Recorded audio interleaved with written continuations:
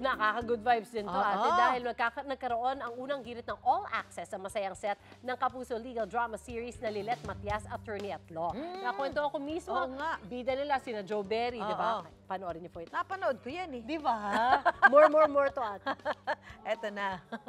Your Honor, we would like our witness to identify... Isa ka na rin ba sa nakaabang sa Kapuso Legal serye na Lilet Matias, Attorney at Law, araw-araw? Kung suko ka na, susuko na rin po ako. Ilalaban ko lang po itong kaso hanggang dudo. Tapos kapag natalo tayo, siguro nga, baka nga hindi ako dapat maging abogado. Bumibida rito ang little person na nagtatanggol sa mga minamaliit sa lipunan na ginagampanan ng palaban sa aktingan na si Joe Berry. Hindi ko makakalimutan ang araw na to na ang katulad ko na maliit na tao, tinapaktapakan niyo pa. Dito kami sa set ng Lilet Matias, Attorney at Law. Yes, at syempre Miss Suzy, kasama pa rin natin ang ating naggagalingan ng mga cast members ng Lilet Matias, Attorney at Law. Ayan, kasama natin si Erin Simmons, Annalyn Barro, si Bonilita. Syempre, Jason. Kilala niya, Jason Avalos. Of course, EA muna tayo kay EA Guzman. And ang ating Trixie Engano na si Zonia Mejia. And syempre, hindi natin kakalimutan ni Suzy, ang ating bida na si Lilet Matias, aka Joe Berry. Thank you so much for having us. Baka naman pwede nyo kami i-tour. So ito ba ang inyong parang main set kapag kayo may courtroom drama? Dito po, yan, nauupo ang aming judge. Order! Counsel, please tell your client she will have her time to testify. Respect the court. Ito naman yung witness stand. Tapos, dito naman kami pag nag-ano kami. Dito, sa harap. Marami na ba kayo mga nalaman tungkol sa ating batas? May mga konting alam na kami, pero marami pang kailangang aralin. Dream come true nga raw para sa ating bida na si Joe Berry ang pagganap bilang abogado sa seryeng ito.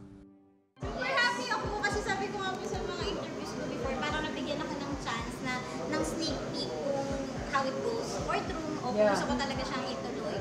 Permission to leave, Your Honor. Nung nakagraduate ako ng college, tapos mag-school na ako dapat law. Mag-law school na ako dapat, pero nabigyan ako ng chance.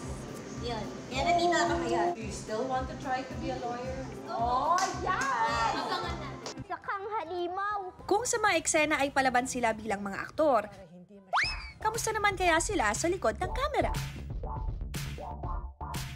Kinakagat ko yung kamay niya. Nanginigil sila. Sobrang gigil. Saka alam niyo ba minsan, siya po talaga yung bully. Love na bully naman. Love na bully, guys. Pero sila totoo. Tapos laging may baon na chismis. Every day, every taping day. Kung ang female cast members, chismis ang bonding, ano naman kaya ang bonding ng ating cutie lawyers na sina EA at Jason with Joe Berry? Pagka may time kami na magkulitan, yun, talagang lagi namin kinukulit ni Jason si Joe. Ding, seryoso ako dito. Sorry, brother. Pagkado kami dito, seryoso. Makakasar po talaga silang dalawa. Bagay ka sa lugar na to, no? Ang gumaganap na Trixie na si Zonia may first time rin sa seryeng ito. Your good riddance. First time ko kasi first time niya. At dahil patindi na ng patindi ang mga eksena, ano ba ang dapat abangan sa Lilet Matias, Attorney at Law, araw-araw?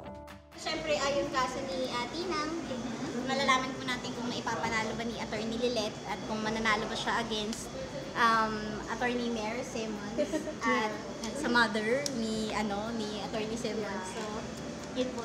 Mailalabas pa si Tinang. At marami pang mga secrets to reveal. Yes, at marami pa pong mga case na padating. So, abangan niyo po. Iba't iba yung guest namin kada kaso. Magawa ng pamilya Matias. Abangan ng Lilet Matias, Attorney at Law, araw-araw, 3:20 p.m. sa GMA Afternoon Prime. And for more fun celebrity happenings, tumutok lang lagi sa Unang Hirit.